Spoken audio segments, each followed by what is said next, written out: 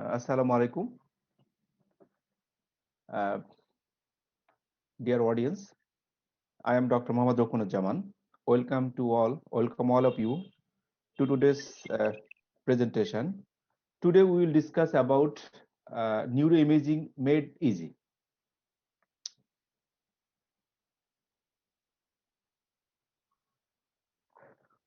আমাদের ক্লাসটাকে আমরা একটা কেস ওরিয়েন্টেড আমরা ভাগ করছি।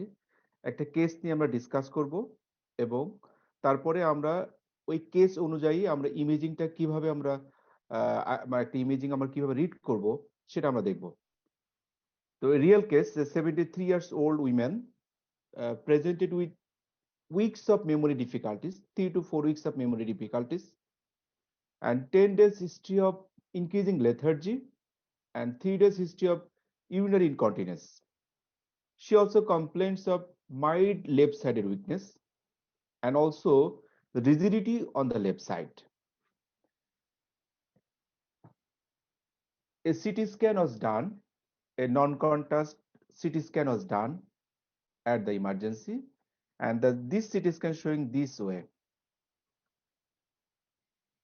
So to read a imaging, আমাদেরকে কয়েকটা স্টেপ ফলো করতে হবে। আমরা যদি স্টেপ বাই স্টেপ ফলো করি তাহলে আমাদের ডায়াগনোসিসটা অ্যাপ্রোপ্রিয়েট হবে। First of all, identification of the imaging. Is it CT scan or MRI? If CT, then it is contrast or non-contrast. Then it is axial view, coronal view, or sagittal view.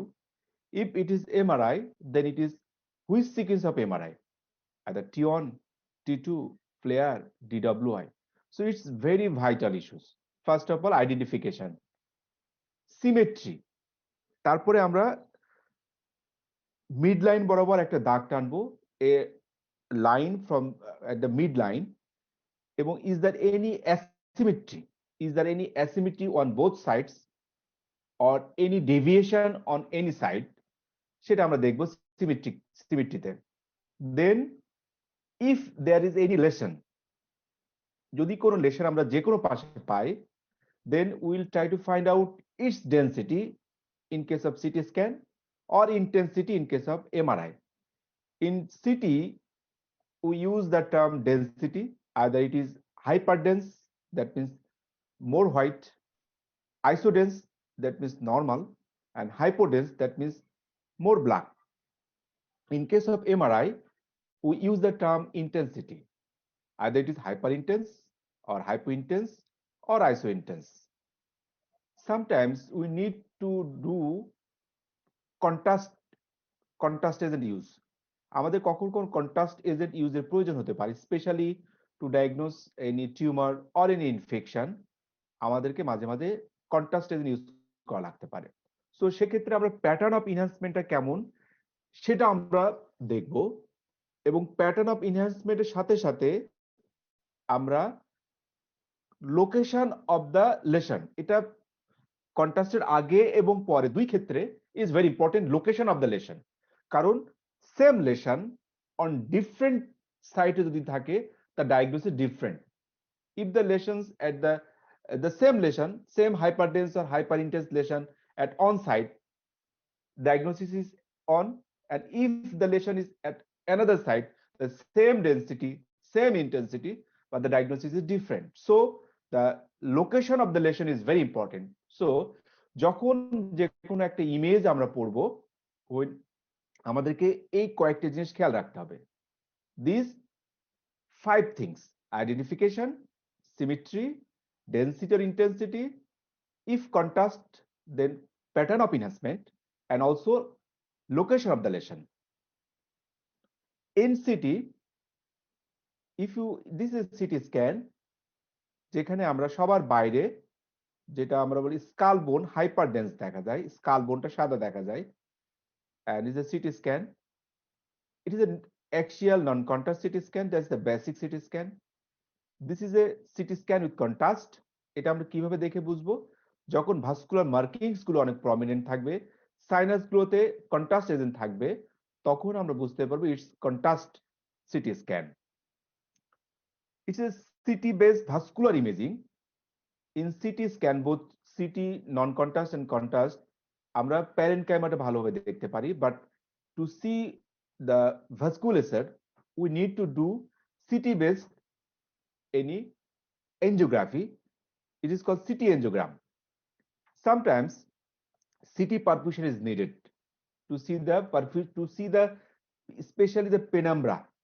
There are some tissue which can be salvageable after ischemic stroke, which we call penumbra. If you cannot save this tissue, it will be ultimately infected. So for confirmation of the penumbra, we can use CT perfusion in some cases of ischemic stroke. But the basic technique of a CT scan, we'll learn a very little about the physics. We all know in CT scan, patient is placed on a CT table.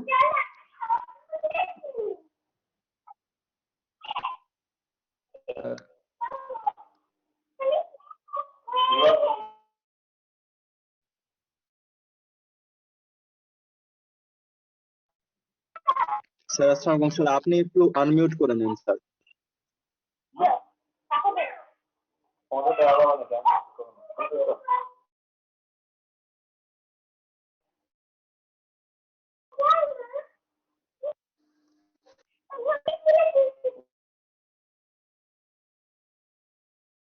Sir আপনি একটু unmute করে নেন sir, আমি সবাইকে sir mute করে দেওয়ার সাথে সাথে আপনিও স্যার মিউট হয়ে গেছেন, স্যার একটু আনমিউট করে নেন। ওকে, so patient is placed on a CT table in a supine position এবং এই সিটি টেবিলের এই টিউবটা পেশেন্টের হেড সার্কামফারেন্সে রোটেট করতে থাকে এবং একটা কমপ্লিট সিটি করতে সময় লাগে 5 মিনিটের কম। এবং আমরা আননেসেসারি আই বলে রেডিয়েশন হ্যাজার্ড থেকে বাঁচার জন্য আমরা পেশেন্টকে এরকম অবলিকলি আমরা রেডিয়েশন দিয়ে থাকি, অবলিকলি, যাতে আই বলটা স্পেয়ার থাকে ফ্রম রেডিয়েশন। তো basic principles of CT scan is X-ray is given and the tissue attenuates this X-ray. Different tissue can attenuate this X-ray in different way. Then it is received, then it is decoded, and appropriate image is created depending upon attenuation of the tissue. যে টিস্যুর অ্যাটিনিউয়েশন যেমন, যদি tissue অ্যাটিনিউয়েশন খুব বেশি থাকে সেক্ষেত্রে এক ধরনের ইমেজ পাওয়া যাবে, কম থাকলে এক ধরনের ইমেজ পাওয়া যাবে। This is nothing but a X-ray beam দিব, কোন টিস্যু কতটুকু পরিমাণে অ্যাটিনিউয়েট করতেছে তার উপর ভিত্তি করে ডিফারেন্ট টিস্যুর ইমেজটা ডিফারেন্ট ওয়েতে আসবে। প্যাথোলজিও আসলে তার প্যাথোলজির ইমেজটা ডিফারেন্ট ওয়েতে আসবে।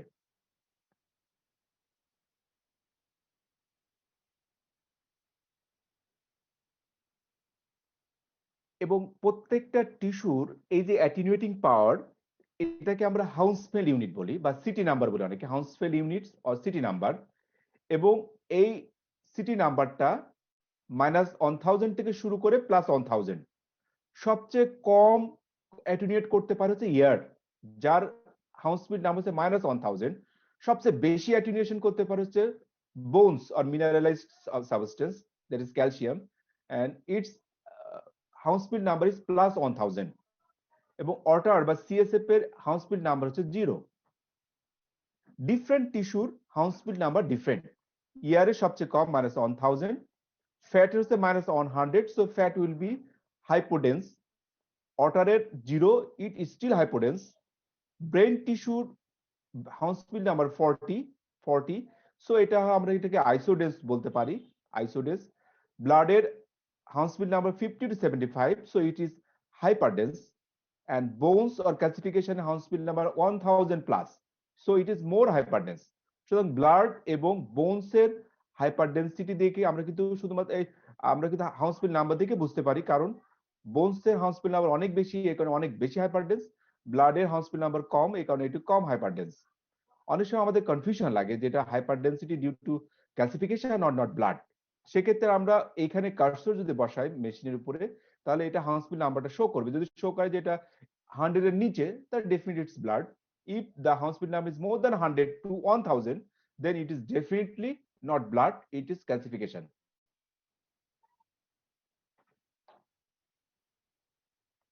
ডিফারেন্ট টিস্যুর যেমন ক্যালসিয়ামের Hounsfield number more than 1000, acute ব্লাডের 60 to 80 less than 100 hyperdense, grey matter 38 hyperdense, white matter 30 hyperdense.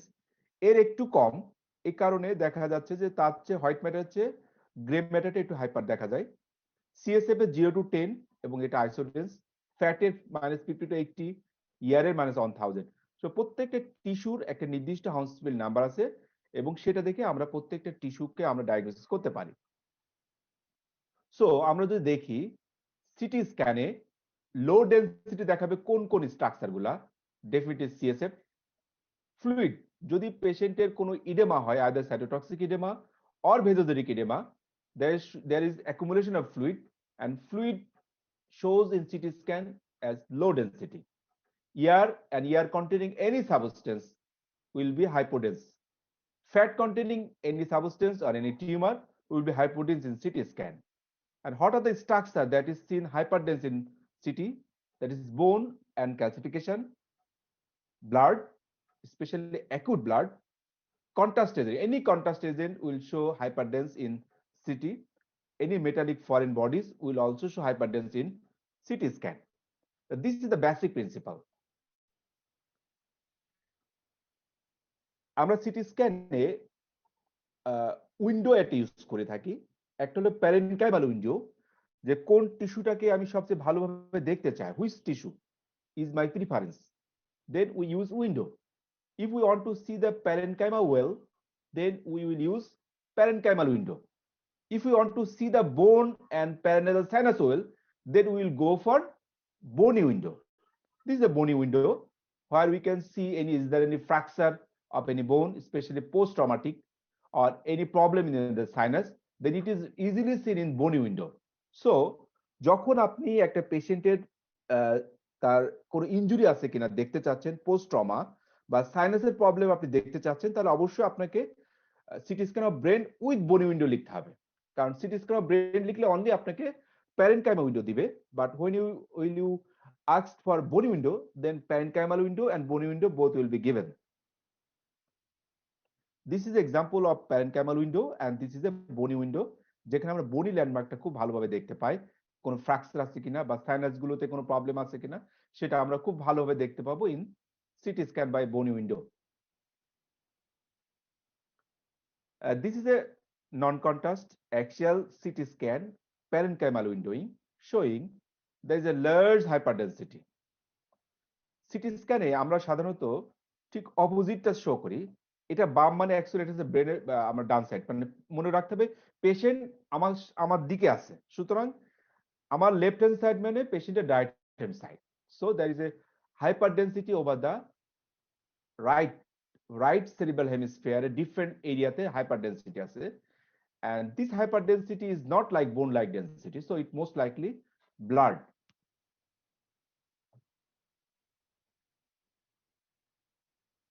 আচ্ছা, এগুলো আমরা this is a hypodense area, that means black hypodense area structure, এটা ব্রেন প্রাইমারি আমরা রেফারেন্স হিসেবে ধরতে পারি। এর থেকে যখন ব্ল্যাক থাকবে তখন তাকে বলবো আমরা হাইপোডেন্স, আর এর থেকে যখন সাদা থাকবে, হোয়াইট থাকবে, then we call it hyperdense. So this is a hypodense lesion. There are different views of CT scan like axial view, coronal view, and sagittal view. This is a sagittal view, this is the axial view, and this is a coronal view.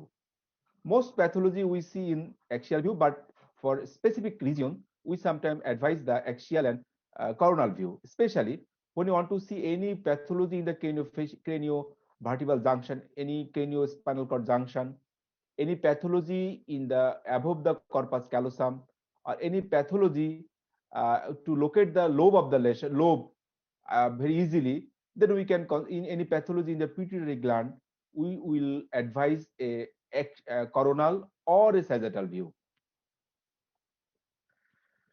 What are the difference between CT scan and MRI? We all know in CT the principles is the absorptions of X-ray, so there is more chance of radiation exposure, But in case of MRI, the basic principle is magnetic resonance phenomenon. We use the magnetic resonance phenomenon in our ions, then MRI system is used by this way. But CT scan system is nothing but absorption of X-ray. Tissue resolution is very good in CT scan, but it's excellent in MRI system. And in city আমরা শুধুমাত্র axial প্লেনটা খুব ভালোভাবে দেখতে পাই। আমরা sagittal বা করোনাটা অত ভালোভাবে আমরা বুঝতে পারি না, বাট এমআরআই তে আমি ডিফারেন্ট প্লেনে আমরা ইমেজ নিতে পারি। ইভেন ডাইনামিক কোন স্ট্রাকচার বা মুভিং কোন সাবস্টেন্স দেখার জন্য আমাদের এমআরআই সিস্টেম হেল্প করে, বাট সিটি স্ক্যান সিস্টেম কিন্তু আমাদের মুভিং অবজেক্ট বা ডাইনামিক কোন সাবস্টেন্স ডায়াগনোসিস করতে গেলে সিটি স্ক্যান কিন্তু সিস্টেম আমাদেরকে হেল্প করবে না। বাট সুবিধা হলো সিটি স্ক্যানের টাইম লাগে only 5 to 10 minutes, but MRI তে লাগলে অ্যাটলিস্ট 30 মিনিটস। এটার কোনো সাউন্ড হয় না, but in MRI there is large sound. এবং যাদের ক্লস্ট্রোফোবিয়া আছে তারা এমআরআই করতে পারে না, অথবা যে সমস্ত পেশেন্টের আগে থেকে ফেরোম্যাগনেটিক কোনো সাবস্টেন্স তাদের ইমপ্লান্ট থাকে তাদেরকে আমরা এমআরআই করতে পারি না, সেক্ষেত্রে আমরা সিটি স্ক্যান আমাদের চয়েস অফ ইনভেস্টিগেশন। তবে সিটি স্ক্যানে সবচেয়ে ভালো বোঝা যায় লাংসের কোনো প্যাথোলজি, অ্যাবডোমিনের কোনো প্যাথোলজি, বোনসের কোনো প্যাথোলজি। আর in case of brain, spinal cord আর এনি জয়েন্ট ডিসফাংশন দেখার জন্য MRI system is the best. MRI system of the best. এখন আমরা একটা সিটি স্ক্যানের ডিফারেন্ট, আমরা যে একটা প্লেট দেখি ওই প্লেটে আমাদেরকে জানতে হবে কোন সারিতে কোন ইমেজটা কোন পজিশনে আছে। এই প্লেটটাকে কাটা হয় কিন্তু এমনি এমনি কাটা হয় না, কয়েকটা একটা রিদম রেখে কাটা হয়। যেমন একটাকে বলে আমরা পোস্টিরিয়র ফসা কাটস।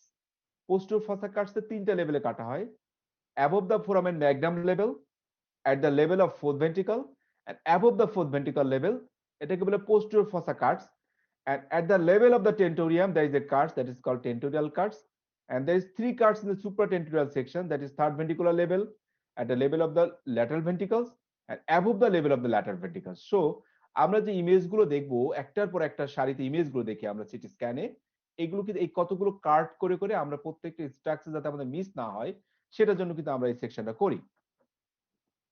আমরা যদি স্ট্রাকচার, নরমাল স্ট্রাকচার জানতে চাই, সবার নিচে যেটা আমরা বলি at the level of foramen magnum লেভেলে আমরা কাট সেকশন করি, সবার সামনে থাকবে it's a orbit, optic nerve orbit, and this is the sphenoid sinuses, this is the temporal lobe, this is the medulla oblongata, and on both sides the cerebellar hemisphere, অনেকটা দেখতে foliar মতো, ঠিক সামনে হচ্ছে মেডুলা অবলঙ্গাটা, ঠিক নিচেই হচ্ছে spinal cord. আরেকটু উপরে যদি আমরা যাই, at the level of the fourth ventricle, this is a diamond shaped fourth ventricle behind, তার সামনে থাকবে হচ্ছে পন্স, পিছনে থাকবে সেরিবেলাম, দুই সাইডে temporal horn of the cerebral hemisphere, এখানে আমরা ফ্রন্টাল বোনটা দেখতে পাবো, ফ্রন্টাল বোন, and this is the frontal lobe. Some portion of the frontal lobe are seen here. This is the frontal bone, this is the temporal bone, and this is the basilar artery in front of the pons.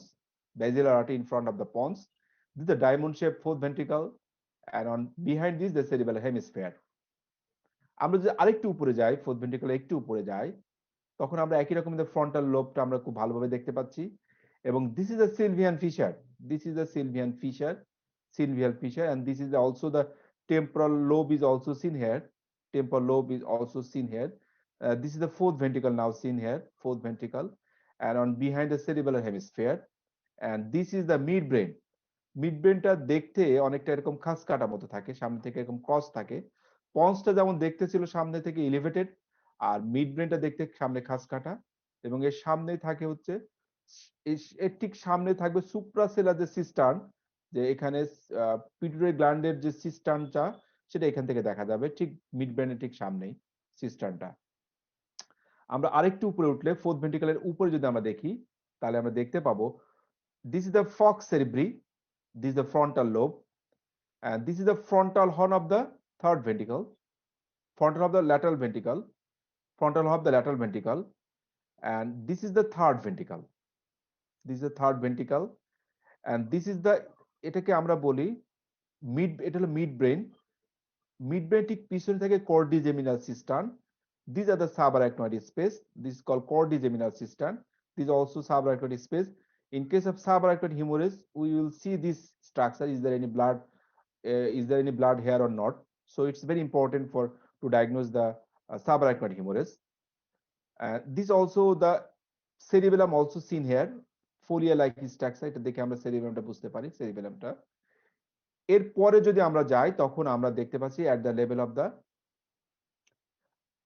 this is the anterior horn of the lateral ventricle, anterior horn of the frontal horn of the lateral ventricle. This is the slit-like third ventricle, at the center third ventricle card. এবং this is the deeper structure of the brain, deeper structure in the brain.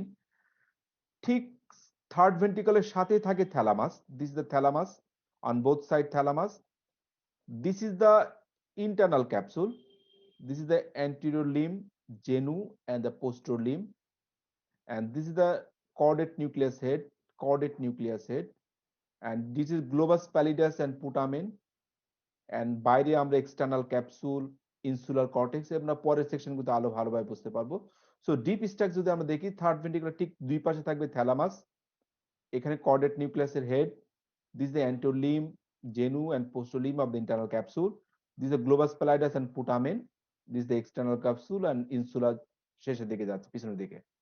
So এবং পিছনের দিকে আমরা এখানে occipital লোবটা দেখতে পাচ্ছি। এখন occipital লোবটা হচ্ছে পিছনের দিকে চলে আসবে। অক্সিপিটাল সামনে ফ্রন্টাল লোব, পিছনে আমরা অক্সিপিটাল লোবটা দেখতে পাচ্ছি। ঠিক একই রকম ভাবে আমরা দেখতে পাচ্ছি দিস আর সেম। আমরা যত উপরের দিকে যাচ্ছি এখানে আমরা falx cerebri, frontal bone, frontal lobe, this is the suprasagittal sinus. আমরা যে লোবটাকে ভালোভাবে পার্থক্য করতে চাই, central sulcus divides frontal with parietal. সামনে হচ্ছে ফ্রন্টাল, পিছনে হচ্ছে parietal. This the falx cerebri, this is the suprasagittal sinus, and this is the occipital lobe. আমরা প্রত্যেকটা সালকাস দিয়ে আবার প্রত্যেকটা লোবকে আমরা ভাগ করতে পারি, আমরা অত ডিটেইলস যাব না। আমাদের মোটামুটি লোব গুলো আমরা যাতে চিনতে পারি সেটা আমরা খেয়াল রাখবো, কারণ ডায়াগনোসিসটা আপনাকে সাইট অফ লেশনটা খুব ইম্পর্টেন্ট। এন্ড দিস ইজ, এখানে আমরা ভাস্কুলোসটা দেখতে পাচ্ছি, this is circle of Willis, this is the MC in the Sylvian fissure on both side, this is the ACA and ACA, this is the basilar artery divided into two PCA, posterocerebral artery. This is a PCOM, and two ACA is connected by ACOM. So this is a circle of Willis. MCA, ACA, MCA, ACA, ACOM, basilar divided into two PCA, and PCA is connected to the MCA by PCOM. PCA is connected to the MCA by the PCOM. So this is the circle of Willis.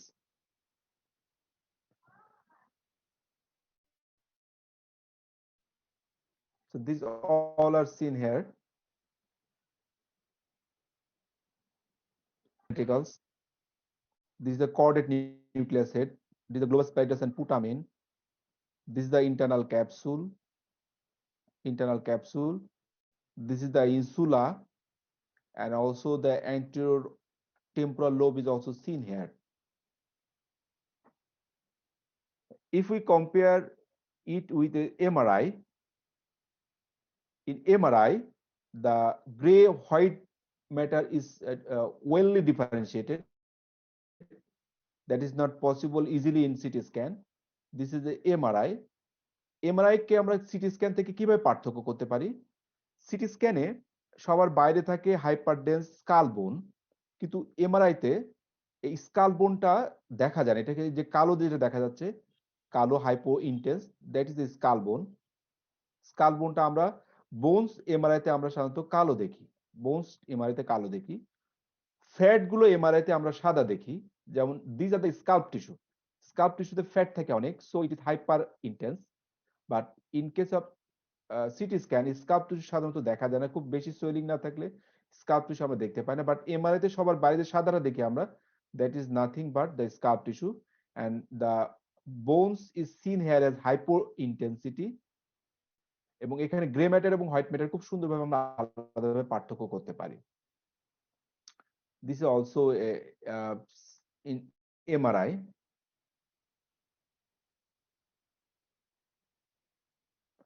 এগুলো আমরা discuss করে ফেলছি, আমরা এখন একটু সামনের দিকে advance হব।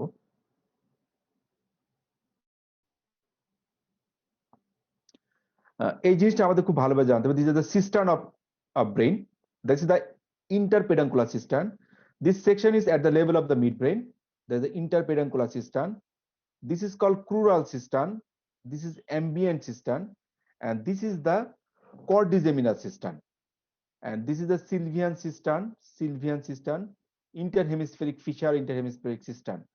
So in case of subarachnoid hemorrhage, আমাদেরকে এই স্পেস গুলো খুব ভালোভাবে খেয়াল করতে হবে।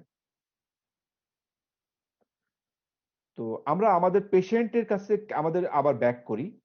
আমাদের এখন নরমাল সিটি স্ক্যানে আমরা কিভাবে আমরা অগ্রসর হব সেটা আমরা দেখব। ফার্স্ট অফ অল আমরা আইডেন্টিফাই করব it's a CT scan. CT scan axial view non contrast. It's a CT scan axial view non contrast. তাহলে এটা আমরা দেখতে আইডেন্টিফাই করতে পারলাম। এবং ল্যান্ডমার্ক গুলো আমাদেরকে একটু আইডেন্টিফাই করতে হবে কোন কোন স্ট্রাকচার কোথায় আছে। যেহেতু এই পেশেন্টের সিটি স্ক্যানটা নরমাল না, সুতরাং তো স্ট্রাকচার গুলো খুঁজে পাওয়া আমাদের জন্য একটু কঠিন হয়ে যাবে। তারপর আমরা চেষ্টা করবো, যদি আমরা দেখি যে একটু ভালোভাবে খেয়াল করে দেখা যায় পেশেন্টের এই থার্ড ভেন্ট্রিকলটা চলে আসছে এই পাশে, শিফটেড হয়ে গেছে, মনে হচ্ছে তার এখানে একটা বড় কোনো প্যাথোলজি আছে, দ্যাটস নট নরমাল।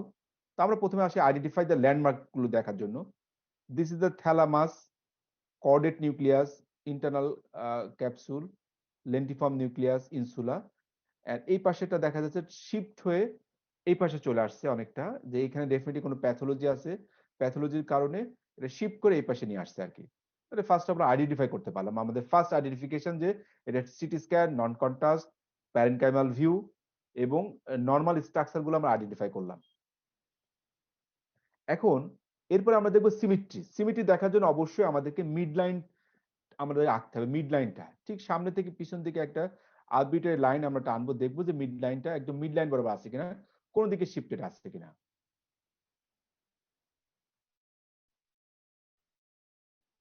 তো সেক্ষেত্রে আমরা এটা যদি একটা মিড লাইন টানি ঠিক এই বরাবর, যে তার দুই পাশে স্ট্রাকচার সেম, সিমেট্রি।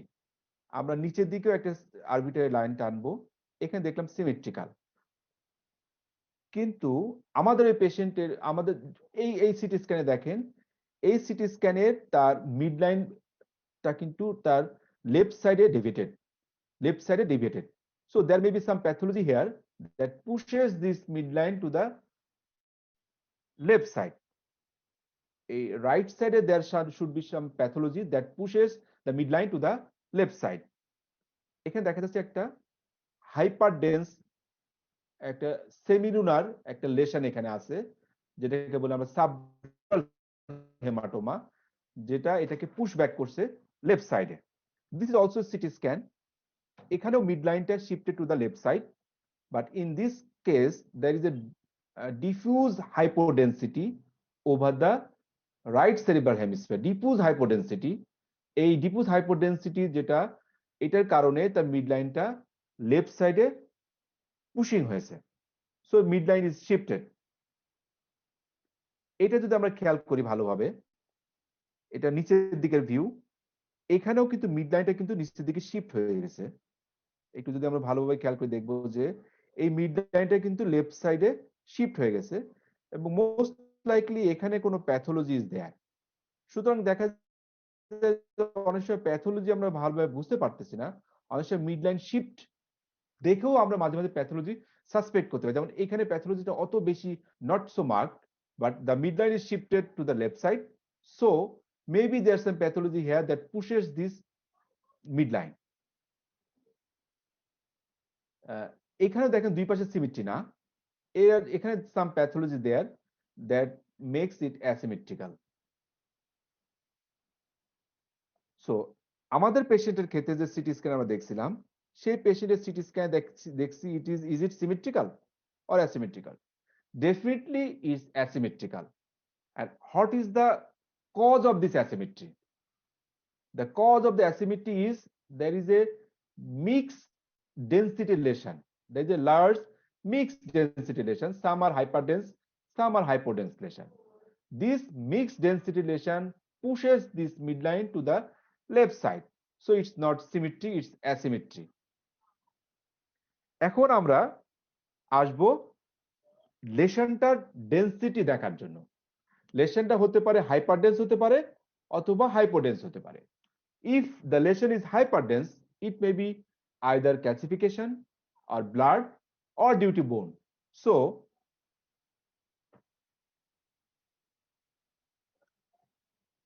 তো প্যাথোলজি খোঁজার আগে অবশ্যই আমাদেরকে কিছু নরমাল ফিজিওলজি সম্পর্কে ধারণা থাকতে হবে।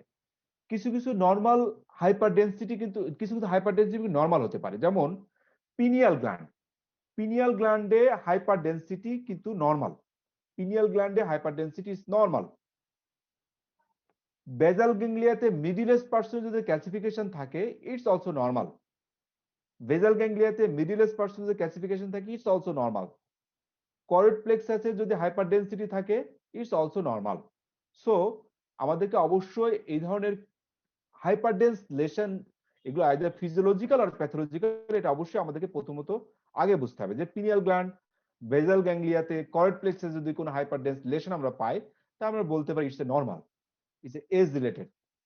যেমন এখানে দেখা যাচ্ছে যে choroid plexus is hyperdensity, this calcified choroid plexus, the calcification is the pineal gland. Calcification in the pineal gland.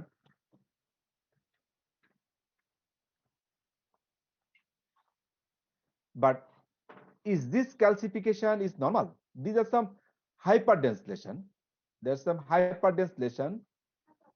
The density is just like bone, bone-like density over different area of the cerebral hemisphere on both sides. Is it normal? Definitely not. It's not normal. It's abnormal. So it may be due to any cause of hypercalcification, due to any cause. But in this case, this is due to toxoplasmosis. The most common cause of secondary epilepsy worldwide is toxoplasmosis. This is the examples of toxoplasmosis. Cysticercosis. Cysticercosis. The most common secondary cause of epilepsy worldwide is neurocysticercosis. In this CT scan, there is also a hyperdensity here, and also hyperdensity into the ventricles. But this hyperdensity is not like bone-like, so it's acute blood, acute hemorrhage. So it's intercerebral hemorrhage. It's intercerebral hemorrhage, and it's intercerebral hemorrhage with ventricular extension. In this CT scan, there is hyperdensity over different subarachnoid space, interhemispheric fissure, Sylvian fissure or Sylvian cistern. There is the crural cistern, interpeduncular cistern, ambient cistern, cordyceminal cistern. সবখানে different sulcusের ভিতরেও hyperdensity. So it's this hyperdensity is due to subarachnoid hemorrhage. Subarachnoid hemorrhage. Most likely there is a rupture of the ACOM. This is the site of anterior communicating artery, and most likely the most bleeding site is most likely the site of the aneurysm rupture. So most likely it's a subarachnoid hemorrhage from ACOM aneurysm rupture. This also hyperdensity, but the site is extraaxial, not in the parenchyma. It extraaxial, and it is a lens-shaped hyperdensity that pushes the midline to the left side. So it's a epidural hematoma, acute epidural hematoma. This is a acute epidural hematoma as a lens-shaped hyperdensity. This is also hyperdensity over the left subdural space. Concavo-convex একটা hyperdensity, concavo-convex, that is called acute subdural hematoma, acute subdural hemorrhage. This is a biconvex shape, that is acute epidural hematoma. This is mainly due to arterial rupture, and this is concavo-convex, that is semilunar shape, hyperdensity, and it's acute subdural hemorrhage. Look at the CT scan. It's a non-contrast, axial view, multi-axial view. On left hand side, is there any pathology there? Seemingly there is no pathology, but একটু ভালোভাবে খেয়াল করে দেখব, this is a sylvian fissure, and this sylvian fissure contain a hyperdense shadow. Hyperdense shadow. Normally এখানে আমরা hyperdense shadow পাই না. It indicates there is a thrombosis of the MCA. When there is a hyperdensity in the sylvian fissure in a patient presented with acute stroke, and there is no other change in the CT scan, it is called dense MCA sign. Dense MCA sign is the early sign of acute ischemic stroke and due to MCA thrombosis.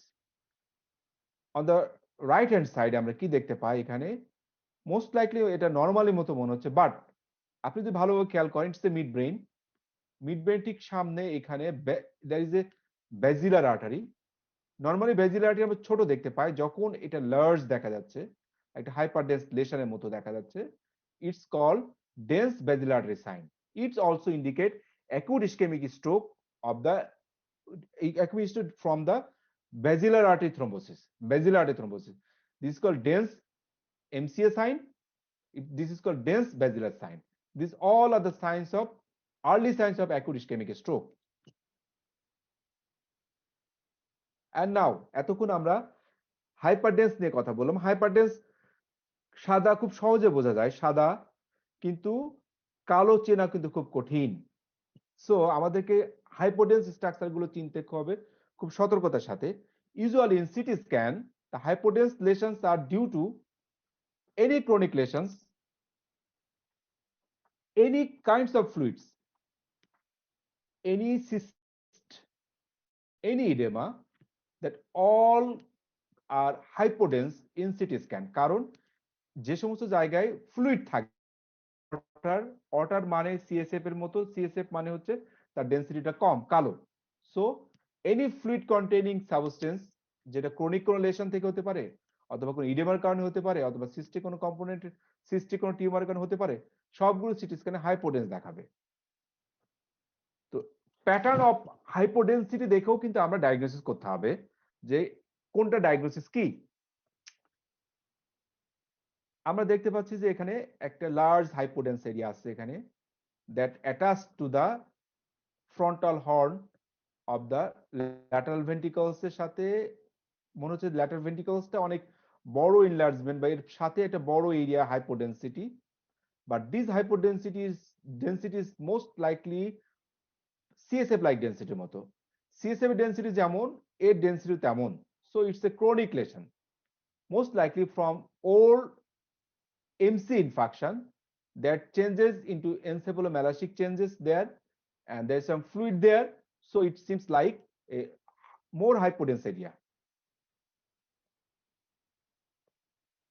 On the right hand side, একটু যদি খেয়াল করেন, there is a hypodensity on both sides of the frontal bone.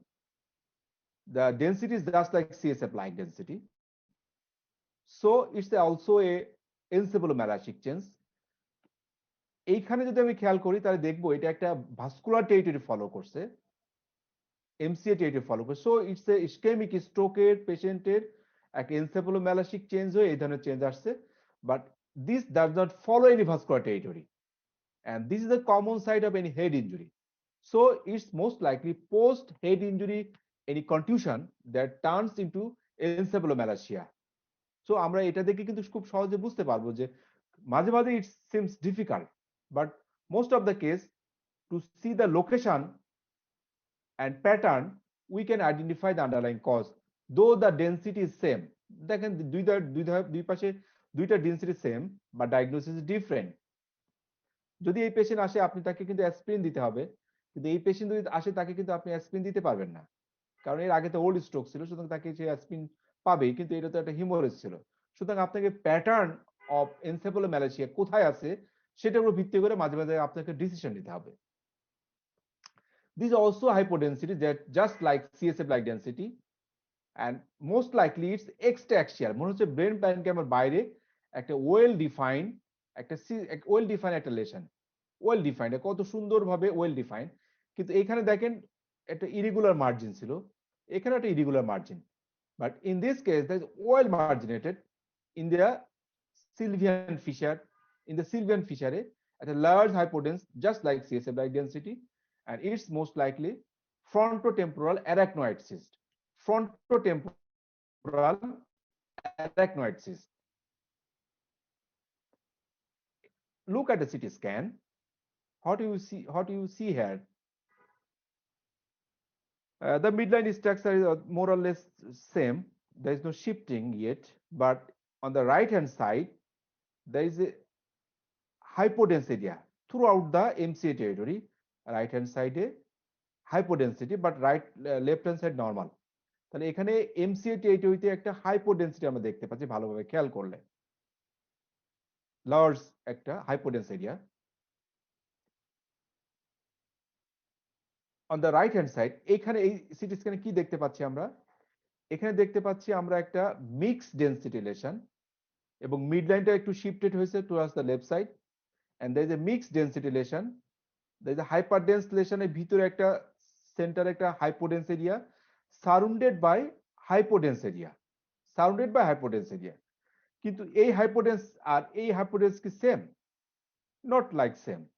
It's a diffuse faint hypodensity, and it's not diffuse hypodensity, rather কিছুটা মনে হচ্ছে অনেকটা আঙ্গুলের প্রজেকশনের মতো, the projection of the fingers, just like projection of the fingers। মনে হচ্ছে যে কিছু কিছু জায়গাগুলো সে স্পেয়ার করছে, কিছু কিছু জায়গায় স্পেয়ার করছে। So in both cases, these hypodensity are due to edema. In both cases, these are due to edema.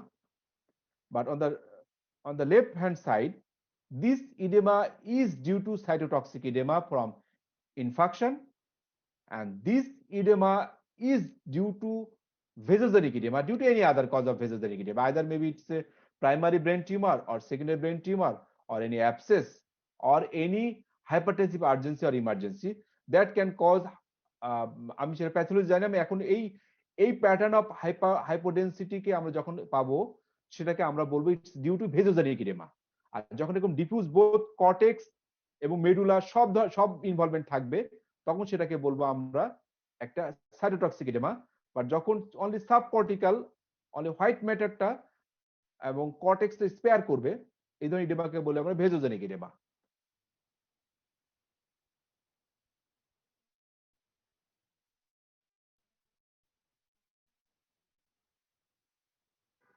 তো এই ভেজোজেনিক ইডেমা, ইডেমা আমরা সিটি স্ক্যান হচ্ছে এমআরআই তার ভালো বুঝতে পারি। আমরা এমআরআই সিকোয়েন্সে পরে কথা বলবো। এখানে আমরা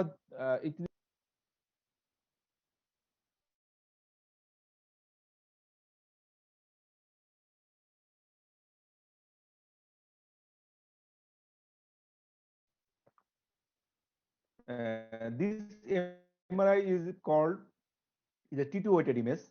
T2 কেন বলে আমরা সেটা পরে দেখাবো। And this is called flare image. And here we see the hyper intensity at the right MCA territory, and this hyper intensity also seen here.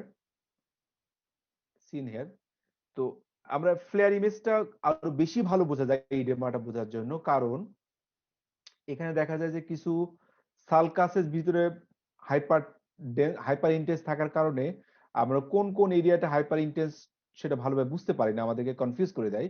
But in case of FLAIR image, this sulcus contain hypo intensity, so আমরা খুব ভালোভাবে বুঝতে পারি তার hyper ইন্টেন্সিটির ভলিউমটা কতটুকু। এই জন্য ফ্লেয়ার ইমেজটা ইডেমা বোঝার জন্য খুব ভালোভাবে আমাদেরকে হেল্প করে, both cytotoxic and vasogenic edema.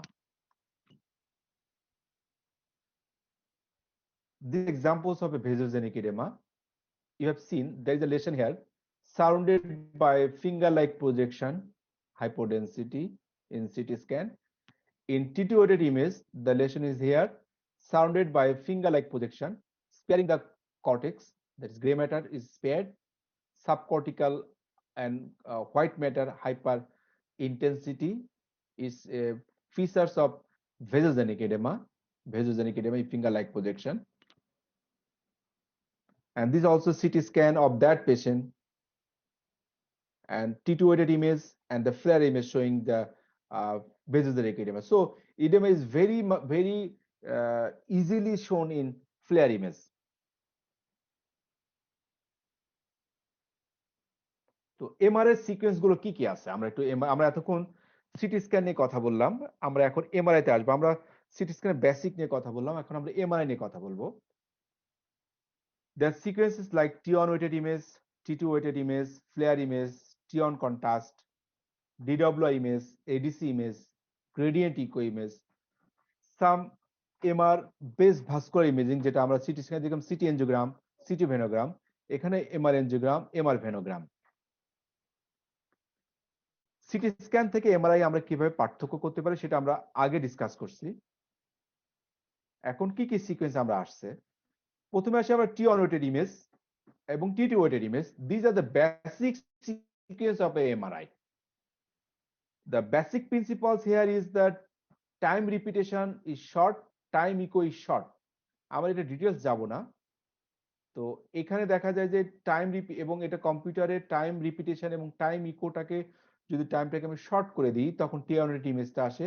যখন টিআর এবং টি কে প্রলং করে দেওয়া হয় তখন যে ইমেজটা হয় সেটা হচ্ছে টি2 weighted image.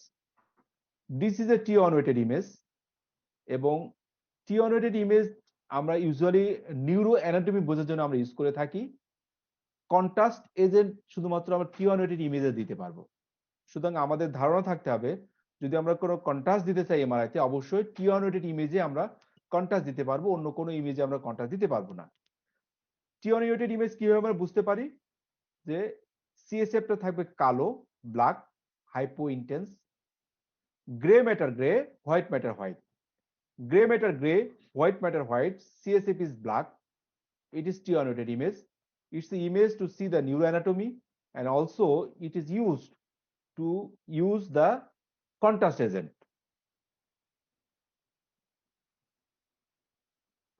T1 weighted image আমরা যদি কন্ট্রাস্ট ইউজ করে থাকি, যদি দেখা যায় যে এখানে একটা T1 weighted ইমেজ যেটা নরমালি আমরা দেখতে পাচ্ছি, এখানে একটা সাসপেক্টেড লেশন মনে হচ্ছে এবং তার মিডলাইনটা শিফটেড হয়েছে। যখন আমি কন্ট্রাস্ট দিলাম তখন দেখলাম যে না লেশনটা স্পেসিফাইড হচ্ছে, স্পেসিফাইড। T1 weighted ইমেজে আমরা কন্ট্রাস্ট ইউজ করতে পারি। যেমন এখানে T1 weighted ইমেজে একটা সাসপেক্টেড লেশন ছিল, কন্ট্রাস্ট দেওয়ার পরে দেখতে পাইলাম আমরা এই লেশনটা একটা কন্ট্রাস্ট এনহান্সিং লেশন। সুতরাং T1 weighted ইমেজে আমরা কন্ট্রাস্ট দিয়ে খুব সহজে কোনো টিউমার, কোনো ইনফেকশন খুব সহজে ডায়াগনোসিস করতে পারি। T1 weighted ইমেজকে আমরা আরো কয়েকটা প্যাটার্নে আমরা করতে পারি। অনেক সময় পেশেন্টের দেখা যায় যে একটা ফ্যাটটাকে সাপ্রেস করা লাগতে পারে। এমআরআই এর ইমেজের একটা সুবিধা হলো আপনি ইচ্ছা করে যে কোনো কিছু সাপ্রেস করে দিতে পারেন। ফ্যাটটাকে সাপ্রেস করে দিয়ে আপনি অনেক সময় একটা ইমেজ দিতে পারেন। যেমন এটা একটা পেশেন্টের ইমেজ, এখানে মনে হচ্ছে যে T1 weighted ইমেজে যেটা হাইপার ইন্টেন্স, সো এটা ফ্যাট কন্টেইনিং কোনো টিস্যু T1 weighted ইমেজে হাইপার ইন্টেন্স আসতে পারে। এখন এটা আসলে ফ্যাট কিনা সেটা বোঝার জন্য আমি যদি ফ্যাটটাকে সাপ্রেস করে দিই তাহলে দেখবো যে এখানে কালো দেখাচ্ছে, that means it's actually it's a fat containing any tumour, fat containing any tumour. T2 weighted image, this is also a basic image যেখানে আমরা কিভাবে বুঝতে পারি T2 weighted image, সিএসএফটা থাকে সাদা, আমি বলি T2 বাই সাদা, grey matter white, white matter grey, ঠিক উল্টাটা। এটা হলো T1 weighted ইমেজটা ঠিক উল্টাটা হচ্ছে T2 weighted image. Here CSF is white, that is hyper intense, gray matter white and white matter gray, তখন সেটাকে বলবো আমরা T2 weighted image. আমরা যে কোনো প্যাথোলজি খোঁজার জন্য আমরা T2 weighted ইমেজটা আমরা খেয়াল করব। If you want to find out any type of lesion, we will go to T2 weighted image. T2 weighted ইমেজটাকে আমরা অনেক সময় দেখা যায় যে T2 weighted ইমেজে আমরা দেখতে পাচ্ছি যে সিএসএফটা সাদা থাকে, সাদার ব্যাকগ্রাউন্ডে যদি কোনো কালো থাকে, সাদা ব্যাকগ্রাউন্ডে যদি কোনো লেশন সাদা থাকে সেটা কিন্তু আমরা সহজে বুঝতে পারি না। if any lesion is white on the background of a CSF containing area, সেটা খুব সহজে আমরা বুঝতে পারবো না। সুতরাং এই সিএসএফটাকে যদি আমি সাপ্রেসড করে দিতে পারি, তাহলে কালোর ব্যাকগ্রাউন্ডে সাদা কিন্তু খুব সহজে বোঝা যায়। সুতরাং পেরিভেন্ট্রিকুলার কোনো লেশন খুব ভালোভাবে ডায়াগনোসিস করতে গেলে আমাদেরকে অবশ্যই ফ্লুইডটাকে সাপ্রেসড করতে হবে। যখনই টিটুয়েটেড ইমেজে ফ্লুইডটাকে আমরা সাপ্রেসড করে দিই, তখন যে ইমেজটা হয় তাকে বলি আমরা ফ্লেয়ার ইমেজ, যাকে বলি আমরা fluid attenuated inversion recovery, fluid attenuated inversion recovery image. এটা আমরা usually periventricular lesion, usually multiple স্ক্লেরোসিসে, সাব আরাকনয়েড স্পেসে, আমরা যে সাব আরাকনয়েড স্পেস যেগুলো আমরা দেখলাম, টিটুয়েটেড ইমেজ দেখলে আমরা বুঝতে পারবো না, যে কারণ টিটুয়েটেড ইমেজে সাব আরাকনয়েড স্পেসগুলো সব হাইপার ডেন্স দেখাবে, হাইপার ইন্টেন্স দেখাবে। কিন্তু যদি আমি ওই জায়গাগুলো কালো করে দিই, দ্যাট মিনস ফ্লুইডটাকে সাপ্রেস করে দিই, এবং যখন এখানে আমি সাব আরাকনয়েড স্পেসে কোনো ব্লাড পাবো, তখন কিন্তু আমি খুব সহজে ডায়াগনোস করতে পারবো ইটস সাব আরাকনয়েড হিমোরেজ। তাহলে মাল্টিপল স্ক্লেরোসিস এবং সাব আরাকনয়েড হিমোরেজ ডায়াগনোসিসের জন্য কিন্তু FLAIR image is very helpful. This is a T1 weighted image, this is a T2 weighted image, and this is a flare image. This is nothing but a T2 weighted image. Here gray matter white, white matter gray, but CSF is black. Gray matter white, white matter gray, CSF সাদা, T2 weighted image. Gray matter white, white matter gray, just like T2 মতো, but CSF is black, সেটাকে বলে আমরা flare image, fluid attenuated inversion recovery. Another sequence of MRI is the DWI, diffusion weighted image. Diffusion weighted ইমেজটার একটা low resolution image. এখানে সিএসএফটা কালো থাকে, এখানে গ্রে ম্যাটারটাও কালো থাকে, হোয়াইট ম্যাটারটাও আসলে অত এ থাকে না, একই রকমই থাকে, কাছাকাছি থাকে। তবে আমরা দেখে বুঝতে পারি যে এখানকার বাইরে স্কাল্প টিস্যুটা ভালো বোঝা যায় না ডিডব্লিউ ইমেজে, and this image is low resolution image. T one এবং টি2 যেমন সুন্দর ইমেজ, এটা ওয়েল রেজুলেটেড ইমেজ, বা ডিডব্লিউ ইমেজ হচ্ছে একটা লো রেজুলেশন ইমেজ। এবং এই ডিডব্লিউ সিকোয়েন্সের প্রিন্সিপালস হচ্ছে সেলের ভিতর দিয়ে যখন ওয়াটার যাওয়া রেস্ট্রিক্ট হবে, তখনই ডিডব্লিউ ইমেজে এটা হাইপার ইন্টেন্স দেখাবে। যে সমস্ত কারণে সেলের ভিতরে একটা থেকে আরেকটা সেলের ভিতরে খুব সহজে ওয়াটার ট্রান্সপোর্ট হতে পারবে না, সে সমস্ত কারণ, either maybe it's oedema, either cytotoxic or vasogenic oedema, or it may be due to hypercellular tumour or any pus containing structure, যেমন অ্যাবসেস, সে সমস্ত কন্ডিশনে ডিডব্লিউআই তে হাইপার ইন্টেন্স দেখাবে। আর এডিসি ম্যাপটা হচ্ছে ডিডব্লিউ ইমেজেরই একটা ক্যালকুলেটিভ ভার্সন, যেটা হচ্ছে ডিফিউশনের কি মাত্রায় রেস্ট্রিক্টেড সেটা দেখার জন্য আমরা এডিসি ম্যাপটা ইউজ করে থাকি। এবং যদি দেখা যায় যে ডিফিউশন ওয়েটেড ইমেজে একটা লেশন হাইপার ইন্টেন্স থাকে, যদি সেম লেশন হাইপো ইন্টেন্স থাকে, তাহলে আমরা বুঝতে পারি that lesion is restricted to water. এটাকে বলি আমরা সাইটোটক্সিক ইডেমার জন্য। কিন্তু কখনো কখনো ডিডব্লিউ ইমেজে যদি হাইপার ইন্টেন্স থাকে এবং এডিসি ম্যাপে যদি সেম জায়গায় হাইপার ইন্টেন্স থাকে, তখন that is not due to cytotoxic oedema, that is called T two shine through, that is called T two shine through. So this may be due to other causes. তাহলে একটা পেশেন্টের যদি DW ইমেজে আমি hyper intense পাই এবং তার ADC ম্যাপে same জায়গায় যদি আমি হাইপো ইন্টেন্স পাই, তাহলে আমি বলতে পারি this is due to cytotoxic oedema এবং অ্যাকুট ইনফেকশন। বাট একটা পেশেন্টের ডিডব্লিউআই তে হাইপার ইন্টেন্স, এডিসি তে হাইপার ইন্টেন্স, ফ্লেয়ারও হাইপার ইন্টেন্স, টি2 তে হাইপার ইন্টেন্স, তখন সেটাকে বলি আমরা T two shine through, and this is not due to infection, due to other causes of DWI restriction like pus continuous structure, অথবা আদার কোনো ইডেমার কারণে এটা আসতে পারে, অথবা কোনো হাইপারসেলুলার টিউমার। তাহলে এটা কিন্তু আমাদের খেয়াল করতে হবে। যেমন এই পেশেন্টের একটা FLAIR image, this is a FLAIR image on the left hand side, on the right hand side that is the diffusion weighted image. FLAIR ইমেজে আমরা দেখতে পাচ্ছি একটা ছোট্ট একটা হাইপারডেন্স, খুব সহজে বোঝা যাচ্ছে হাইপার ইন্টেন্স লেশন। বাট এখানে খুব ভালোভাবে দেখা যাচ্ছে এখানে থ্যালামো গ্যাংলিয়নিক রিজিয়নে একটা হাইপার ইন্টেন্স লেশন বা diffusion is restricted. So most likely it's A acute infection. যদি আমি এডিসি ম্যাপটা দেখতাম, তাহলে ঠিক ওইখানে যদি হাইপো ইন্টেন্সিটি থাকতো, তাহলে আমি কনফার্ম বলতাম it's due to acute infection. যেমন এই পেশেন্টের এখানে একটা হাইপার ইন্টেন্সিটি দেখাচ্ছে ডিডব্লিউ ইমেজে, এডিসি ম্যাপের ঠিক সেইখানে হাইপো ইন্টেন্সিটি দেখাচ্ছে, so it's due to MC infarction on the left side.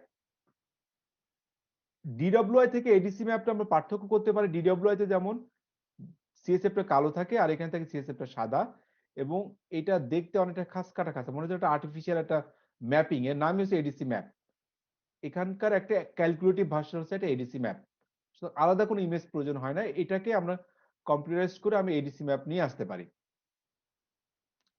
This is a DWI image showing there is a hyper intensity or diffusion is restricted over the right frontal lobe, and the hypo intensity at the same area on the ADC map. So it's most likely a infarction. This is a T1 weighted image. This is a flare. This is a T2 weighted image, and this is a DWI image. The DWI image showing there the diffusion is restricted, but T2 and T1 is normal. So early diagnosis of ischemic stroke is done by the DWI image. সাধারণত T2 weighted image বা flair ইমেজে একটা ইনফাকশনের picture আসতে at least 24 ঘন্টা সময় লাগে, কিন্তু ডিডব্লিউআই ইমেজে একটি stroke হওয়ার উইদিন সেকেন্ডস টু মিনিটস এর ভিতরে ডিডব্লিউআই সিকোয়েন্সে কিন্তু হাইপার ইন্টেন্সিটি চলে আসে। সুতরাং একটা হাইপার অ্যাকুট স্ট্রোক ডায়াগনোসিসের জন্য যদি আমি একটা ইমেজ চাই, একটা সিকোয়েন্স চাই, অবশ্যই আমি ডিডব্লিউআই সিকোয়েন্সটা চাবো, কারণ T2 বা ফ্লেয়ার ইমেজ কিন্তু আমাকে হেল্প করবে না।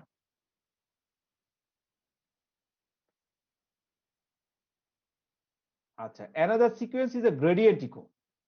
গ্রেডিয়েন্ট ইকো সিকোয়েন্সটা আসলে অ্যাকচুয়ালি হিউমারাস ডায়াগনোসিসের জন্য একটা স্পেশাল সিকোয়েন্স, গ্রেডিয়েন্ট ইকো। এটা একটা লো রেজুলেশন সিকোয়েন্স। আমরা সবাই জানতাম যে CT scan is the best image for diagnosis of haemorrhagic stroke, but gradient echo যদি সিকোয়েন্স আমার থাকে তাহলে আমাকে খুব সহজে কিন্তু আমি হিমোরেজ আমি ডায়াগনোসিস করতে পারবো খুব আর্লি টাইমে।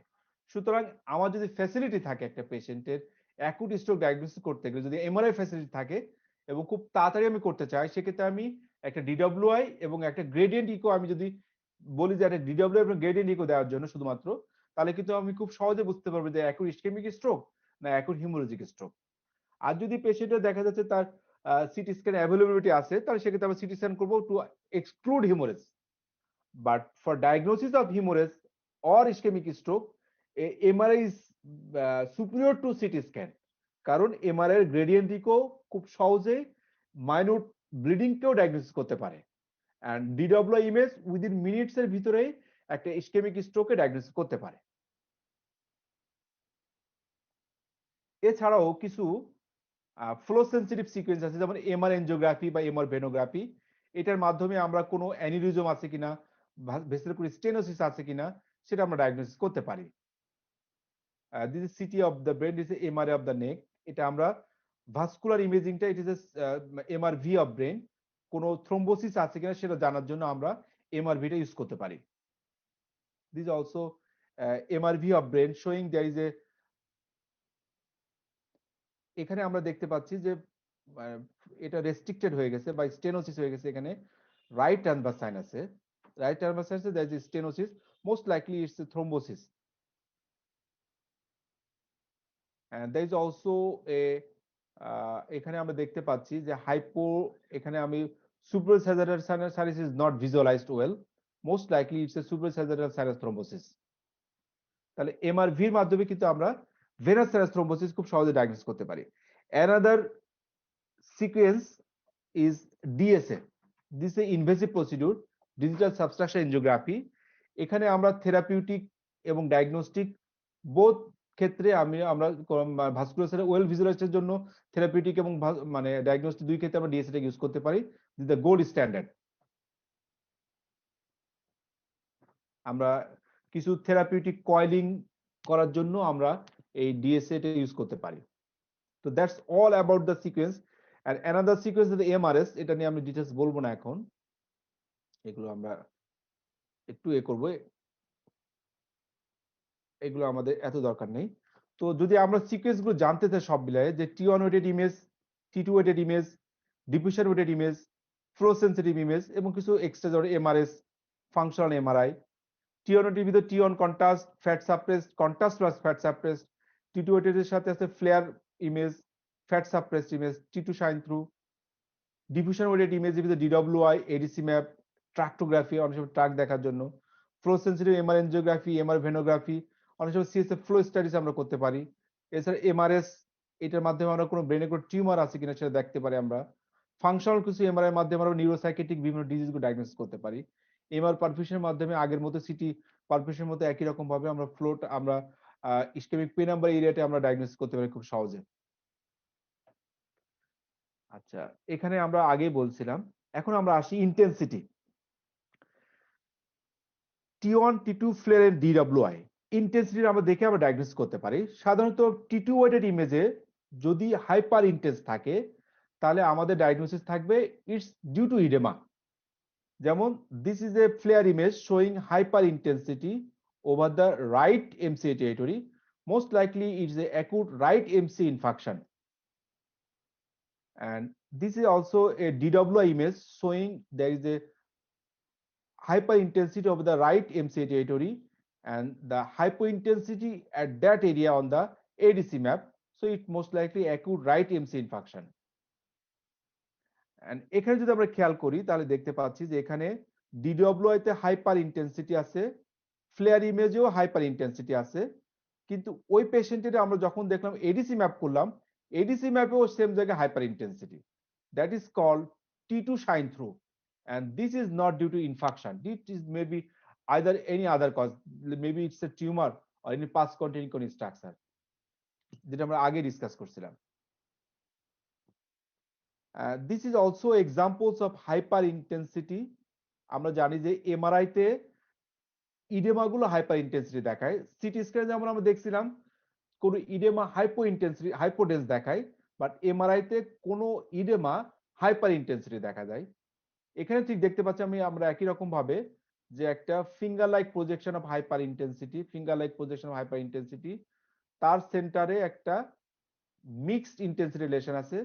এটা হচ্ছে একটা টি2 ওয়েটেড ইমেজ, এটা হলো একটা ফ্লেয়ার ইমেজ। এখানে দেখতে পাচ্ছি ফ্লেয়ার ইমেজ একটা হাইপো ইন্টেন্স এরিয়া, আর টি2 ওয়েটেড ইমেজ দেখতে পাচ্ছি মিক্সড প্যাটার্ন একটা রিলেশন। বাইরের দিকে হাইপার ইন্টেন্স, ভিতর দিকে হাইপার ইন্টেন্স, বাইরের দিকে হাইপো ইন্টেন্স।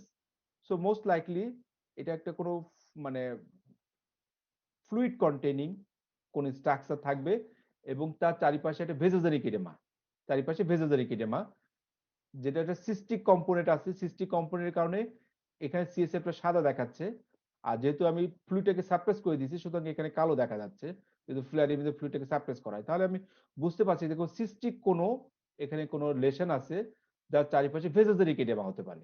তাহলে এটা হতে পারে এটা কোনো পায়োজেনিক কোনো অ্যাবসেস হতে পারে, অথবা কোনো ব্রেন টিউমার হতে পারে, বা হতে পারে কোনো সেকেন্ডারিস হতে পারে। সুতরাং এটা আমরা আদার ইমেজ দেখে বা অন্যান্য আরো তার কন্ট্রাস্ট দেখে আমি বুঝতে পারবো যে এটা আসলে কি ধরনের লেশন। আচ্ছা, এখানে আমরা দেখতে পাচ্ছি টি2 ওয়েটেড ইমেজে একটা হাইপার ইন্টেন্স দেখা যাচ্ছে, এখানে একটা হাইপার ইন্টেন্স লেশন, এখানে একটা হাইপার ইন্টেন্স লেশন, তার সেন্টারে একটা হাইপো ইন্টেন্স একটা লেশন দেখতে পাচ্ছি, সেন্টারে একটা হাইপো ইন্টেন্স লেশন এবং একটা চারিপাশ দিয়ে ফিঙ্গার লাইক প্রজেকশন একটা হাইপার ইন্টেন্স লেশন। এখানে থেকে একই রকম সেন্টারে হাইপো ইন্টেন্স এবং চারিপাশে ফিঙ্গার লাইক হাইপার ইন্টেন্স একটা লেশন। মোস্ট লাইকলি ইটস যেহেতু মাল্টিপল সাইটে আছে এবং সাবকর্টিক্যাল গ্রে হোয়াইট জাংশনে আছে, most likely it's A brain metastasis. তবে আমরা কনফার্ম করতে গেলে আমাদেরকে অবশ্যই তাকে কন্ট্রাস্ট দিয়ে দেখতে হবে, কন্ট্রাস্ট এনহান্সমেন্ট প্যাটার্নটা কেমন। তাহলে যদি একটা পেশেন্ট এরকম মাল্টিপল এরিয়াতে এরকম ফিঙ্গার লাইক পজিশন থাকে, মাল্টিপল ইডেমা থাকে, তাহলে আমরা সাসপেক্ট করব this oedema is due to vasogenic oedema. It may be due to either কোনো অ্যাবসেস অথবা কোনো brain tumour, either primary brain tumour অথবা সেকেন্ডারি কোনো brain tumour. This also a hyperintensity there. There is a periventricular hyperintensity, periventricular hyperintensity, and the ventricles are dilated, and this is called hydrocephalus. যদি পেশেন্টে hydrocephalus থাকে অনেক সময় তার এই periventricular এই ধরনের ক্যাপ শেপ হাইপার ইন্টেন্সিটি দেখা যেতে পারে। Periventricular FLAIR hyper intensity due to trans ependymal flow of the CSF. Trans epidermal flow of the CSF এর কারণে এই কারণে পেরিভেন্ট্রিকুলার হাইপারইনটেন্সি দেখা যায় and it indicates obstructive hydrocephalus যখন obstructive hydrocephalus থাকবে তখন একটা পেশেন্টের ভেন্ট্রিকুলার ডাইলেটের সাথে সাথে পেরিভেন্ট্রিকুলার এরকম ক্যাপ লাইক হাইপারইনটেন্সি থাকতে পারে। এই পেশেন্টের দেখেন এরও ঠিক পেরিভেন্ট্রিকুলার একটা ফ্লেয়ার সিকোয়েন্স, পেরিভেন্ট্রিকুলার এরকম কিছু হাইপারইনটেন্সি আমরা দেখতে পাচ্ছি, কিছু overt shape finger like projection from the corpus callosum periventricularly. This is called Dawson finger এবং this is a features of multiple sclerosis. এই চেহারাটা যেমন যদিও লেশনটা হাইপার ইন্টেন্স পেরিভেন্ট্রিকুলার বাট এর চেহারা যেমন এর চেহারাটা দেখুন ডিফারেন্ট। সো সুতরাং shape of the lesion, site of the lesion also important for diagnosis. So this is a case of multiple sclerosis. Same পেশেন্টের যখন আমি দেখতে পাচ্ছি periventricular overt shape perpendicular multiple lesion, this is a classical examples of multiple sclerosis. On left hand side, on right hand side, দুই ক্ষেত্রে দেখেন periventricular hyperintense lesion আছে, periventricular hyperintense lesion, but on the left hand side the periventricular lesions are overt shaped and perpendicular to the ventricles, so it's most likely multiple sclerosis.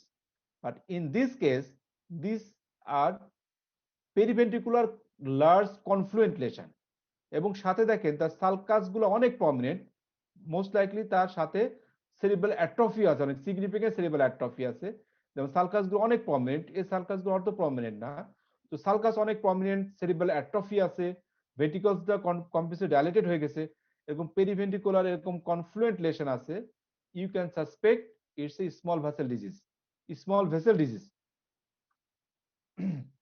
Small vessel ischaemic change. সুতরাং site দিয়ে আমাদেরকে কিন্তু অনেক সময় এবং shape দিয়ে আমাদেরকে কিন্তু অনেক সময় ডায়াগনোসিস করতে হবে, কারণ এনি ইনফেকশন, এনি ডিমাইলিনেশন সবকিছুই কিন্তু এনি টিউমার আমরা T2 ওয়েটেড বা ফ্লেয়ার ইমেজে কিন্তু আমরা হাইপার ইন্টেন্স দেখবো। সুতরাং আমাদেরকে site of lesion, shape of lesion এগুলো দেখেও, সিমেট্রি অফ দ্য লেশন এগুলো দেখেও আমাদেরকে ডায়াগনোসিস করতে হবে। এতক্ষণ তো দেখলাম আমরা T2 ওয়েটেড ইমেজে হাইপার ইন্টেন্সিটি, এখন আমরা দেখবো T1 ওয়েটেড ইমেজে হাইপার ইন্টেন্সিটি কি কি কারণ হতে পারে। সাধারণত T1 ওয়েটেড ইমেজের যে কোনো প্যাথোলজি হাইপো ইন্টেন্স থাকে, বাট কিছু কিছু জিনিসপত্র যেমন কিছু paramagnetic substance like iron, copper, melanin, calcium, এই সমস্ত সাবস্টেন্স যদি ডিপোজিশন হয় তাহলে সেক্ষেত্রেও T1 ওয়েটেড ইমেজটা হাইপার ইন্টেন্স হতে পারে। এনি ফ্যাট কন্টেইনিং সাবস্টেন্স যদি T1 ওয়েটেড ইমেজে থাকে সেটা হাইপার ইন্টেন্স দেখা যাবে। আমরা প্রথমে দেখছিলাম প্রোটিন রিচ কোনো ফ্লুইড যদি থাকে সেটাও T1 ওয়েটেড ইমেজে হাইপার ইন্টেন্স দেখাবে। সাবঅ্যাকুট হেমাটোমা, যদি হেমাটোমার বয়স 3 থেকে 14 দিন হয় সেক্ষেত্রেও T1 ওয়েটেড ইমেজে হাইপার ইন্টেন্স দেখাবে। তাহলে আমরা জানবো যে কোনো প্যাথোলজি, ম্যাক্সিমাম প্যাথোলজি T2 বা ফ্লেয়ার ইমেজে হাইপার ইন্টেন্স দেখাবে আর T1 এ হাইপো ইন্টেন্স দেখাবে। বাট কিছু কিছু প্যাথোলজি T1 ওয়েটেড ইমেজে হাইপার ইন্টেন্স দেখা দিতে পারে, যেমন যদি iron, copper, melanin, calcium deposition হয়, কোনো ফ্যাট ডিপোজিশন হয় বা ফ্যাট কণিক কোনো টিউমার হয়, প্রোটিন রিচ যদি কোনো ফ্লুইড জমা হয়ে থাকে বা সাবঅ্যাকুট হিমাটোমা যদি হয় সেক্ষেত্রে T1 ওয়েটেড ইমেজে আমরা হাইপার ইন্টেন্সিটি পাবো। যেমন এখানে দেখতে পাচ্ছি আমরা একটা T1 ওয়েটেড ইমেজ যেখানে এই মানে অরবিটের ভিতরে একটা hyper intense lesion, it's most likely metastatic melanoma. এটা খুব কঠিন জিনিস, এটা জানার দরকার নেই আমাদের। আমরা যদি এই ইমেজটা দেখতে পাচ্ছি T1 ওয়েটেড ইমেজ, কারণ সিএসএফ কালো, grey matter grey, white matter white. এখানে আমরা দেখতে পাচ্ছি বেজাল গ্যাংলিয়াতে bilateral symmetrical hyper intense lesion, so this is due to copper deposition from the Wilson disease, and this is a also T1 weighted image।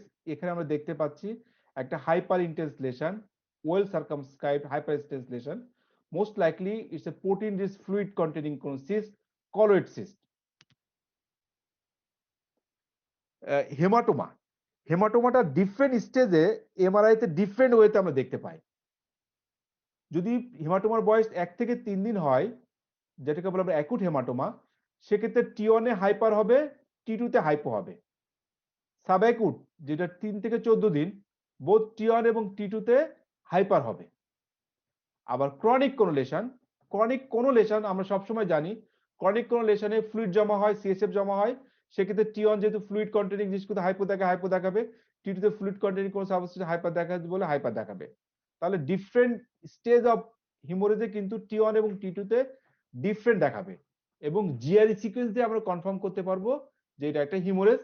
R T1 এবং T2 ইমেজের তার intensity দেখে আমরা বুঝতে পারবো এটা কোন স্টেজের হিমোরেজ, এটা অ্যাকিউট না সাবঅ্যাকুট না ক্রনিক। সিটি স্ক্যানে কিন্তু এরকম কোনো সুযোগ নাই যে কোন স্টেজ আছে হিমোরেজটা, বাট এমআরআই তে কিন্তু আমরা স্টেজিং বা কোন ডেতে তার হিমোরেজটা হয়েছে, কতদিন আগে হিমোরেজ হয়েছে, সেটা কিন্তু আমরা খুব সহজে আইডেন্টিফাই করতে পারি। যেমন এই পেশেন্টের একটা দেখেন T2 weighted image and this is a T1 weighted image. এখানে আমরা দেখতে পাচ্ছি একটা হাইপার ইন্টেন্স শ্যাডো। আমরা নর্মাল T1 ওয়েটেড ইমেজে হাইপার ইন্টেন্স শ্যাডো খুব সহজে আমরা পাই না। আমি বললাম যে কয়েকটা কন্ডিশন আমরা পেতে পাই, তার ভিতরে একটা হলো সাবঅ্যাকুট হেমাটোমা। যদি এখানে হাইপার ইন্টেন্স এখানে hyper intense, this is most likely subacute haematoma, যার বয়স 3 থেকে 14 দিনের ভিতরে লেফট কিডনি তার হিমোরেজটা হয়েছে।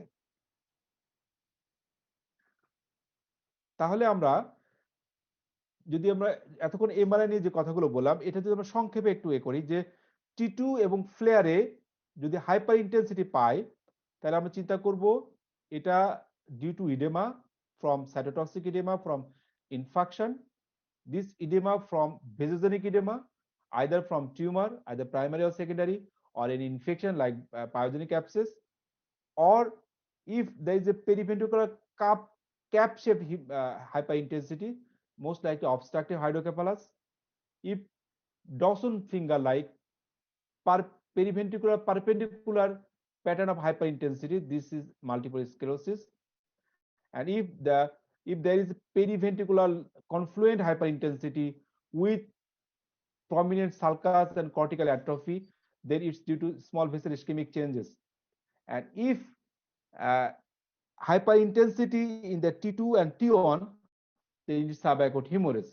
তাহলে এই জিনিসগুলো আমরা these are most common pathology in T2 and flare দিয়ে। আর T1 এ যদি হাইপার ইন্টেন্স পাই তাহলে আমরা কি কি পাবো? একটা হচ্ছে বায়োল্যাটারাল হাইপার ইন্টেন্সিটি পেতে উইলসন ডিজিজে বেজল গ্যাংলিয়াতে, কলয়েড সিস্ট যদি থাকে আমরা কলয়েড সিস্টেমে হাইপার ইন্টেন্সিটি পাবো, মেলানোমাতে পাবো আমরা, এবং সাবঅ্যাকুট হিমোরেজে আমরা হাইপার ইন্টেন্সিটি পাবো ইন T1 ওয়েটেড ইমেজ।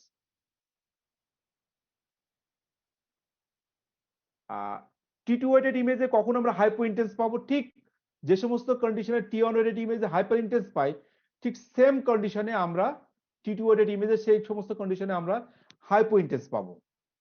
যেমন এই পেশেন্টে দেখেন একটা আমরা T1 ওয়েটেড ইমেজে হাইপার ইন্টেন্স পাচ্ছি একটা শ্যাডো হাইপার ইন্টেন্স, সেম জায়গায় আমরা এখানে হাইপো ইন্টেন্স পাচ্ছি, so it's most likely colloid cyst. T1 এ হাইপার, T2 তে হাইপো, প্রোটিন রিচ কোনো ফ্লুইড থাকলে সেখানে আমরা T2 তে হাইপো পাবো। আচ্ছা, these are the vessels flowing কোন ভেসেলসে ফ্লোয়িং ভেসেলস, এটাকে বলি আমরা ফ্লোয়িং ভেসেলস এর ভিতরে আমরা হাইপো পাবো, যাকে বলি আমরা ফ্লো ভয়েড। T2 ওয়েটেড ইমেজে ফ্লোয়িং ব্লাডটা আমরা হাইপো ইন্টেন্সিটি পাবো।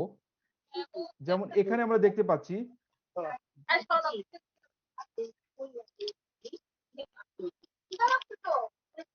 সবাই একসাথে ইয়ে করবে, তোমার একা ইয়ে করবে না।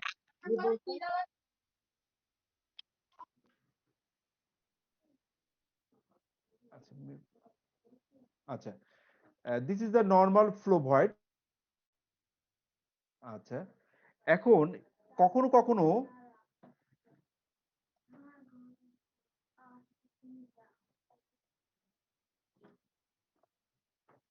আমরা যদি এটাকে খেয়াল করি দেখতে পাচ্ছি this is a normal flow void in the left internal carotid artery, but on the right side the flow void is not seen.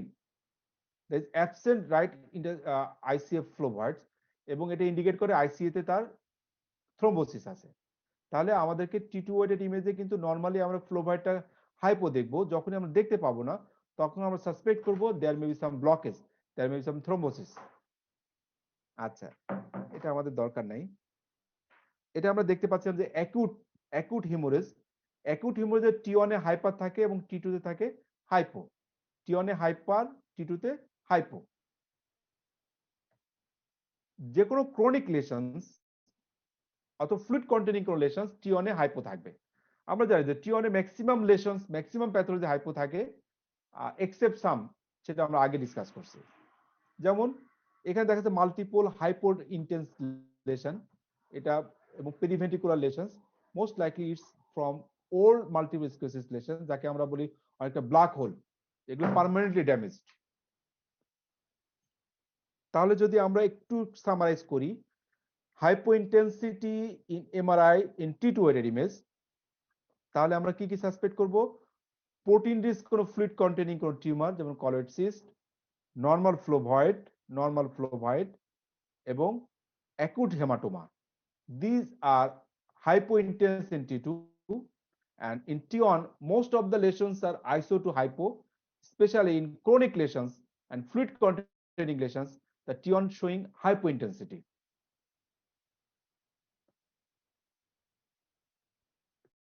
This is the summarization of the আমরা এমআরআই যে সমস্ত ফাইন্ডিংস গুলো দেখলাম সেটার summarisation একটাতে, যে টি2 এবং ফ্লেয়ারে আমরা হাইপার ইন্টেন্সিটি পাবো, cytotoxic oedema, vasogenic oedema, hydrocephalus, subacute bleeding, inflammatory any lesions. T one এ হাইপো ইন্টেন্স পাবো ইডেমা এবং ক্রনিক লেশনসে। টি2 এবং ফ্লেয়ারে হাইপো ইন্টেন্স পাবো paramagnetic substance, protein rich fluid, flowing blood, acute bleeding. And in T2 আমরা T1 এ hyper পাবো paramagnetic substance like iron, copper, protein rich fluid, fat containing substance, subacute bleed. These show hyper intensity in T1 image. So আমাদের ওই কেসটাকে যখন আমরা নিয়ে আসলাম, এই কেসে দেখতে পাচ্ছিলাম আমরা তার সেন্টারে একটা হাইপার ডেন্স, চারিপাশ দিয়ে একটা পেশেন্টের একটা ফিঙ্গার লাইক প্রজেকশন ইডেমাটাস সিচুয়েশন আছে, মোস্ট লাইকলি এটা হিউমারেজ এখানে আছে এবং একটা ভেসোজেনিক ইডেমা একটা আছে এবং মিড লাইনটা শিফটিং করছে এবং কর্পাস ক্যালোসামে ইনভলভমেন্ট আছে। ওইটা যখন আমরা এমআরআই করছি তখন দেখতে পাচ্ছি যে এরকম একটা ফিঙ্গার লাইক প্রজেকশন একটা এবং দুইটা লেশন আছে, এখানে একটা স্যাটেলাইট লেশন আছে, এখানে একটা স্যাটেলাইট লেশন আছে এবং মিড লাইনকে শিফট করছে এবং কর্পাস ক্যালোসামে ইনভলভমেন্ট আছে। So most likely it's intracranial space occupying lesion. আমরা আসলে আমরা অনেক করে ফেলছি। আমাদের লাস্ট একটা ছিল যদি 11টা বেজে যাচ্ছে, patterns and locations of enhancement. এটা আমরা খুব শর্ট করে একটু বলবো যে কন্ট্রাস্ট দেওয়ার পরে প্যাটার্ন দেখে আমরা কিভাবে ডায়াগনোসিস করতে পারি। This is a contrast T one weighted image. আমরা দেখতে পাচ্ছি ভেসেল গুলো অনেক প্রমিনেন্ট এবং স্যাজাটাল সাইনাস গুলো, superior sagittal sinus, transverse sinus গুলো বেশ প্রমিনেন্ট আছে। যখন এটা থাকবে তখন বুঝতে পারবে এটা হলো একটা কন্ট্রাস্ট ইমেজ। তো এই কন্ট্রাস্ট ইমেজটার ডিফারেন্ট প্যাটার্ন অনুযায়ী কিন্তু ডায়াগনোসিস ডিফারেন্ট হয়। যেমন এটা একটা কন্ট্রাস্ট টিওনোটেড ইমেজ, আমি দেখতে পাচ্ছি একটা এক্সট্রাঅ্যাক্সিয়াল টিউমার, খুব হোমোজিনাসলি ইনহ্যান্স লেশন, সাথে একটা ডুরাল টেইল আছে, most likely it's A meningioma. It's also a homogeneously enhanced lesion at a CP angle with a dural tail. It's a CP angle meningioma. But in this case, you have seen that this intensity is not like this. This inhomogeneous intensity, and there is no dural tail. It's the extension, but not the dural tail like that. So it's a vestibular schwannoma.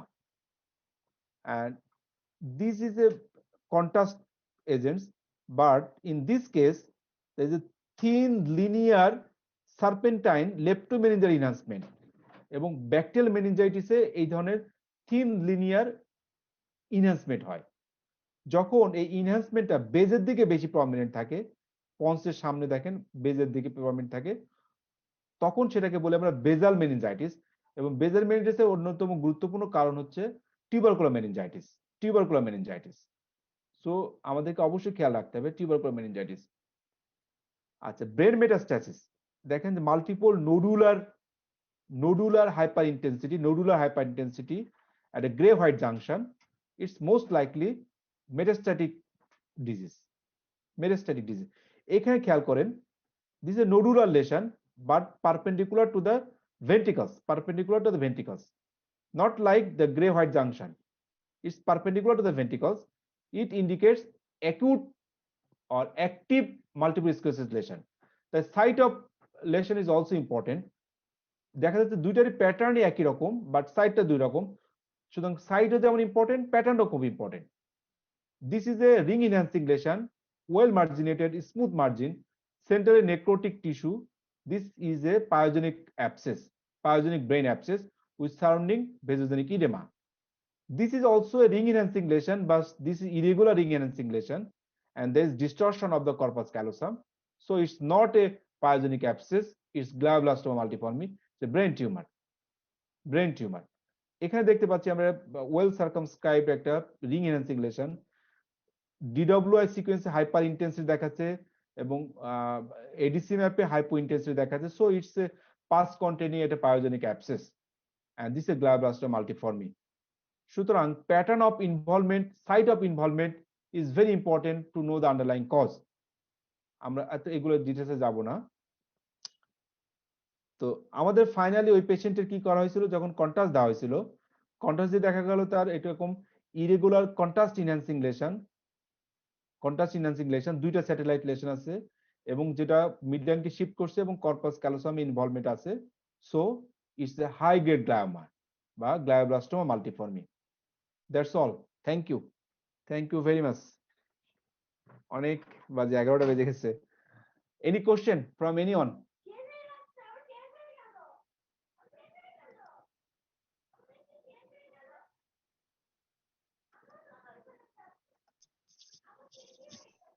কারো কোনো question?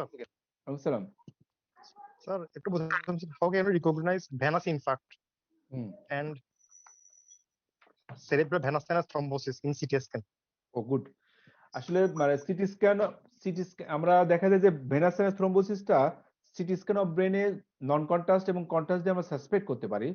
যদি নন contrast একটা city স্ক্যানে একটা পেশেন্টের যদি দেখা যাচ্ছে তার, আমরা যদি এটাকে বলে ডেন্স ক্লট সাইন, তার সুপ্রাস্যাজুরাল সাইনাসের ওখানে যদি একটা ক্লট মানে হাইপার ডেন্সিটি পাওয়া যায়, অথবা যদি পেশেন্টের বায়োল্যাটারাল কর্টিক্যাল ইনফাকশন হয়, অথবা পেশেন্টের দেখা যাচ্ছে তার ইজিলি তার পেশেন্টের দেখা যাচ্ছে হিমোরেজিক ট্রান্সফরমেশন হয়, তখন আমরা সাসপেক্ট করতে পারি it's due to venous sinus thrombosis.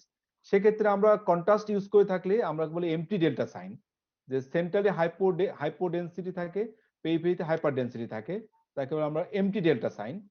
এমন যদি থাকে তাহলে আমরা বলতে পারি যে most likely it's a cerebral venous sinus thrombosis. তখন আমরা সিটি ভেনোগ্রাম অথবা এমআর ভেনোগ্রামে হেল্প নিতে পারি আর কি। Thank you sir.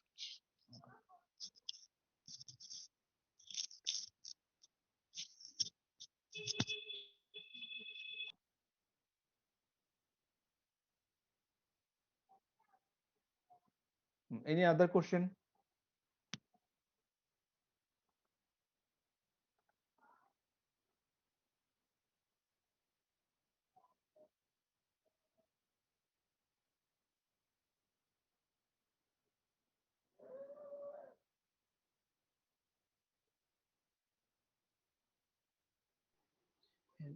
নমস্কার স্যার।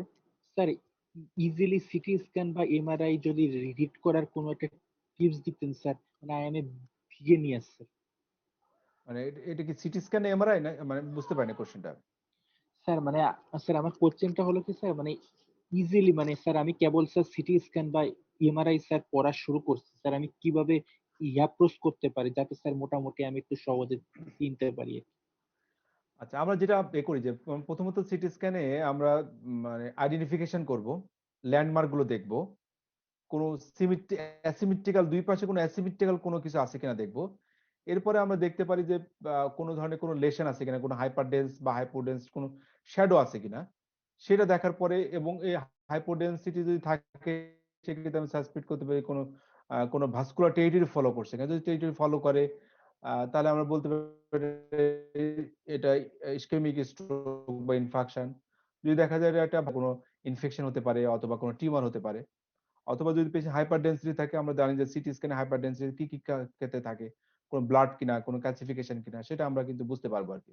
তো আমরা কিন্তু খুব মানে সহজে খুব অ্যাপ্রোচ করতে পারি। প্রথমে আমরা দেখবো যে আসলে কোনো ধরনের কোনো মানে তার নর্মাল স্ট্রাকচার গুলো আইডেন্টিফাই করার চেষ্টা করব, কোনো মিড লাইন শিফটিং হয়ে গেছে কিনা বা কোনো প্যাথোলজি আছে কিনা, কোনো ডেনসিটি চেঞ্জ আছে কিনা, সেটা আমরা খেয়াল করলে কিন্তু আমরা কোনো ফাইন্ডিংস কিন্তু মিস হবে না। প্রত্যেকটা আমরা কলাম, আমরা প্রত্যেকটা স্লাইড আমরা দেখবো অনেক সময় দেখা যায় নিচের দিকে স্লাইড থাকতে পারে, কোনো একটা স্লাইডে একটা প্যাথোলজি থাকতে পারে, এই জন্য প্রত্যেকটা স্লাইড আমরা দেখবো, নিচ থেকে উপরে বা উপর থেকে নিচে যে কোনো জায়গায় আমরা দেখবো আর কি। Thank you sir.